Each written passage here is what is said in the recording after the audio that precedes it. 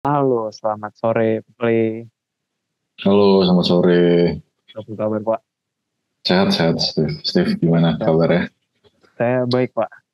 Oke lah, kalau gitu. Jadi, teman-teman, di video ini, saya akan coba untuk menggali beberapa pertanyaan dari seorang Play Christian. Nah, di sini, eh, kali ini adalah salah satu orang yang ikut berpartisipasi dalam event World Skill Asian tahun 2003 yang lalu, 2023 yang lalu, kayak gitu. Mungkin sebelum kita mulai tanya-tanya nih teman-teman, mungkin aku bakal coba tanya dulu nih ke Pale, minta Pale untuk memperkenalkan diri kayak gitu. Oke, halo teman-teman. Namaku Lai Christian. Aku jadi subjek konten koordinator untuk mata kuliah Business Analytics. Ya, kurang lebih itulah. Oke, baik. Nah, mungkin saya akan langsung aja nih masuk ke pertanyaan pertama gitu. Kalau boleh tahu nih Pak, sebenarnya event yang World Skills ASEAN 2023 kemarin itu apa sih Pak? Dan tujuan dari event itu apa? Oke, terima kasih, Steve. Jadi sebenarnya, apa bahasanya ya? Basicnya sebenarnya yang punya acara itu World Skill. Nah, World Skill itu berarti seluruh negara yang ada di dunia ini akan ikut ke dalamnya. Dan apa sih yang dipertandingkan sebenarnya banyak bidang gitu ya kalau dari World Skill sendiri. Nah, World Skill itu punya event 2 tahun sekali. Nah, antara setiap event World Skill itu ada ASEAN di sana. Jadi ASEAN bikin sendiri yang lingkupnya negara-negara ASEAN. Jadi kemarin tuh banyak ketemu sama negara ASEAN. Dan kebetulan aku jadi expert di bidang web teknologis. Kurang lebih gitu ya. Eh, ada lagi nggak tadi ya? Jadi itu aja ya Pak. Ya, ya, sebenarnya ada banyak bidang yang lain. Jadi misalnya selain web teknologis itu kalau di BINUS itu ada IT Software Solution for Business. Itu bikin apps lah ya, tapi kasusnya secara bisnis. Terus habis itu ada IT Network Administrator, itu lebih ke network. Terus ada CAD, aku lupa singkatan CAD, tapi ngedesain arsitektur hardware gitu, dibikin jadi softwarenya, gitu ya. Di situ yang terakhir ada graphic design teknologi. Nah ini fokusnya desain gitu. Jadi ada 5 bidang yang BINUS pegang. Oke, Kurang oke. lebih gitu sih. Oke, oke. Berarti di World Skills ini dia itu bisa dibilang cabangnya itu banyak gitu ya, Pak. Banyak sekali. Itu bisa dilihat di websitenya ya. Jadi kalau dari segi world skill ada 3. Ada yang world skill benar world skill, jadi seluruh dunia. Itu harusnya tahun depan ada di Prancis di Lyon. Habis itu sama tahun ini Oktober ada di Asia. Tapi kebetulan aku nggak ikut. Jadi expert yang satunya lagi yang ikut. Oke, baik, Pak. Thank you buat infonya nih. Nah, mungkin Sama-sama. kita bakal lanjut ke pertanyaan yang kedua nih. Nah, eh, kalau boleh tahu nih, kemarin kenapa Pak Le tertarik buat ikut di dalam World Skills Session ini? Oke. Apakah Ya, merasa tertantang gitu, Pak?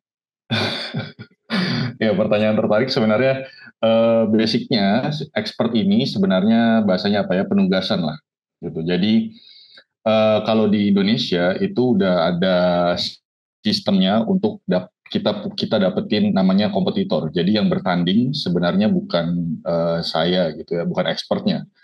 Expertnya itu hanya jadi jembatan. Nanti aku cerita lebih lanjut ya tentang expertnya. Tapi eh, kompetitor gitu ya. Jadi kalau di Indonesia tuh ada daerah dulu, disaring di daerah, habis itu disaring di nasional, habis itu juara satu, juara dua itu diambil kita latih di BINUS University. Kurang lebih seperti itu. Jadi kalau ditanya kenapa tertarik berpartisipasi sih sebenarnya penugasan aja. Hmm, Tapi ya mungkin nanti bisa coba ngobrol sama anak-anak ya kenapa mereka tertarik ya. Levelnya sih, kayaknya sih levelnya ya. oke. Level mereka bisa tanding di ASEAN, bisa tanding di World Skill, bisa tanding di Asia. Nanti Oktober di Asia. Oke, baik. Nah, tadi kan Bapak bilang nih, apa namanya, eee, pesertanya itu disaring gitu ya dari tingkat berdasarkan daerahnya gitu. Nah, kalau boleh tahu nih Pak, kemarin bagaimana sih Pak si, Pak Le dan juga teman-teman yang, berpartisipasi dalam WorkSkills ini itu mempersiapkan diri gitu? Karena kan tadi yang Bapak bilang kan, lawannya nih satu ASEAN gitu kan. Nah, gimana tuh Pak, boleh diceritain? Oke, nah kebetulan ya. Jadi kemarin tuh kenapa kita dapat hasil maksimal, bisa dibilang hasil maksimal lah ya. Karena kalau di web teknologi dapat 1 sama 2 gitu, emas sama silver. Sebenarnya si World Skill yang terakhir ini, yang di Singapura ini 2023 itu sebenarnya harusnya jalan di 2020 kalau nggak salah. Tapi kita tahu 2020 ada COVID dan sepertinya tidak apa bahasanya, agak agak nggak kena kalau kita jalaninnya online. Makanya mereka dipospon dulu, akhirnya dijalankan di 2023. Dan kompetitornya masih bisa ikut di 2023 ini. Mereka udah nambah 2 tahun ya, tapi untungnya, bukan untungnya ya, bilangnya apa ya, ya mereka masih bisa ikut di 2023. Jadi persiapannya sebenarnya sudah cukup lama kalau mau dibilang gitu ya. Anak-anak ini udah, kompetitor ini udah lumayan lama persiapannya.